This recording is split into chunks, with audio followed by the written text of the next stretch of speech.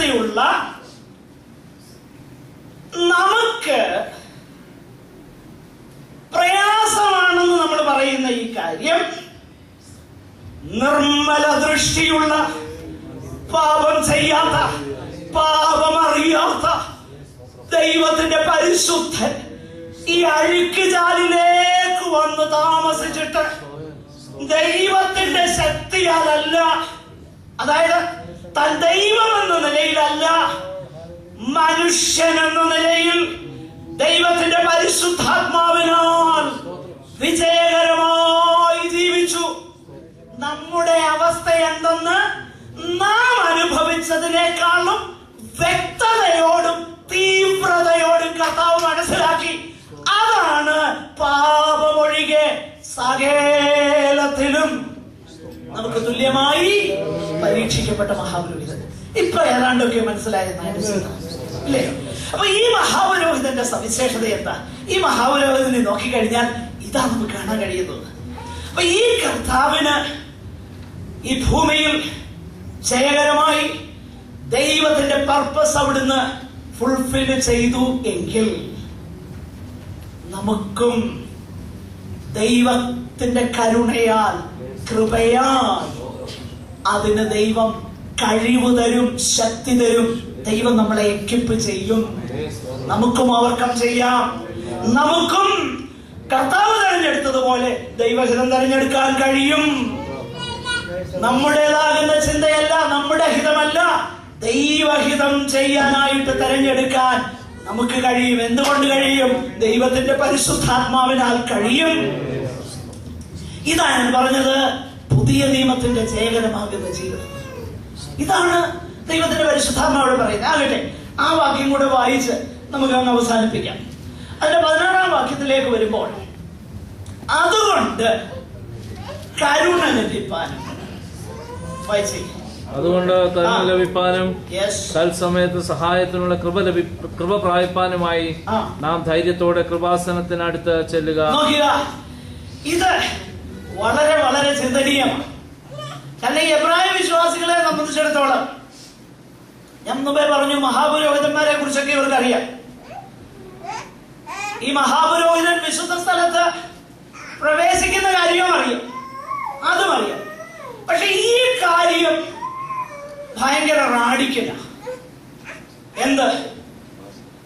ഒരു മഹാപുരോഹിതൻ ഇന്ന് വരെ അതിപരിശുദ്ധ സ്ഥലത്തോട്ട് കയറിയേച്ച് അവിടെ നിന്ന് ആ കർട്ടൻ അങ്ങോട്ട് മാറ്റിയിട്ട് വെളിയില് ഭീതിയോടെ നിൽക്കുന്ന ജനത്തോട് ഒരു പേടിച്ച് നിൽക്കുക.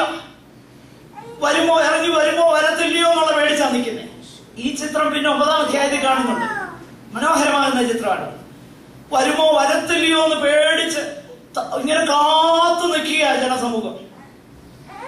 അതിനെക്കുറിച്ച് എബ്രായലേഖനം പറയുന്നു, ഈ മഹാപുരോഹിതനെ കുറിച്ച് ആ സംശയം വേണ്ട, തനിക്കായി കാത്തു നിൽക്കുന്നവരുടെ രക്ഷയ്ക്കായി പാപം കൂടാതെ രണ്ടാമത് പ്രത്യക്ഷനാകും. എന്നാൽ ഈ മഹാപുരോഹിതൻ അത് മാത്രമല്ല ചെയ്യുന്നത്. അങ്ങോട്ട് കയറിയിട്ട് ആ കർട്ടൻ മാറ്റിയിട്ട് പുറത്ത് നിൽക്കുന്ന ജനത്തോട് പറയാ, കേറി വാ. മനസ്സിലായോ? ഇങ്ങോട്ട് കേറി വാ, പേടിക്കണ്ട, മരിച്ചു വീഴുമെന്നുള്ള പേടി വേണ്ട, ധൈര്യത്തോടെ ഇങ്ങോട്ട് വാ.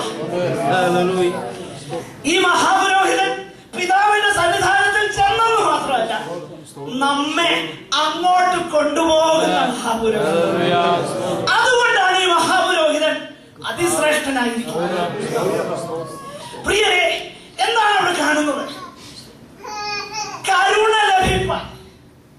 കരുണ എന്തിനാ? കരുണ എന്ന് പറഞ്ഞാൽ, മേഴ്സി എന്ന് പറഞ്ഞു കഴിഞ്ഞാൽ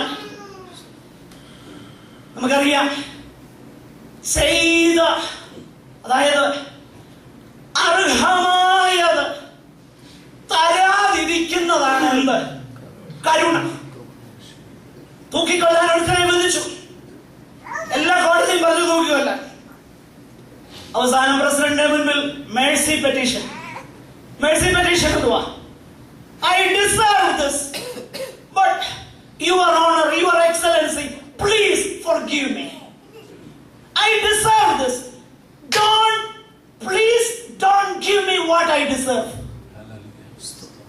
അപ്പോൾ പ്രസിഡന്റ് ആ മേഴ്സി പെറ്റീഷനിൽ സൈൻ ചെയ്തെങ്കിൽ അതിന്റെ അർത്ഥം നീ അർഹിക്കുന്നത് നിനക്ക് എന്ത് ചെയ്യുന്നില്ല, ഞാൻ തരുന്നില്ല. അപ്പൊ ഈ മഹാപുരോഹിതന്റെ സാന്നിധ്യത്തിൽ വരുമ്പോൾ കരുണയുണ്ട്. ഒന്ന്, കഴിഞ്ഞ കാലങ്ങളിലെ സകല കാര്യങ്ങൾക്കും വാസ്തവമായി മാനസാന്തരത്തിൽ, അനുതാപത്തിൽ, ഹൃദയനുറുക്കത്തിൽ, ദൈവസന്നിധാനത്തിൽ താഴ്മയോടെ കവിണ് വീഴുന്ന സകലർക്കും എന്ത് കിട്ടും? കരുണ. കഴിഞ്ഞ കാലത്തെ സകലതിനും കരുണ. പിന്നെ ഇനിയും മുൻപോട്ടുള്ളത് എങ്ങനെയാണെന്ന് പകച്ചു നിൽക്കുക. അയ്യോ, കഴിഞ്ഞ കാലം ഞാൻ തെറ്റിപ്പോയി, നാളെ എങ്ങനെ ആയിരിക്കും എന്ന് പേടിച്ചു നിൽക്കുമ്പോ ഡോണ്ട് വറി, കൃപ കൃപ കൃപ കൃപ കൃപ തരും.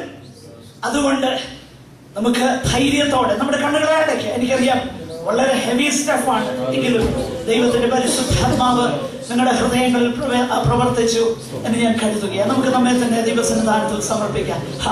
എത്ര നല്ല ഒരു മഹാപുരോഹിതൻ നമുക്കുള്ളത് കൊണ്ട് നമ്മുടെ പ്രത്യാശയുടെ, നമ്മുടെ സ്വീകാരം നമുക്ക് ധൈര്യത്തോടെ മുറുകെ പിടിപ്പിക്കാം.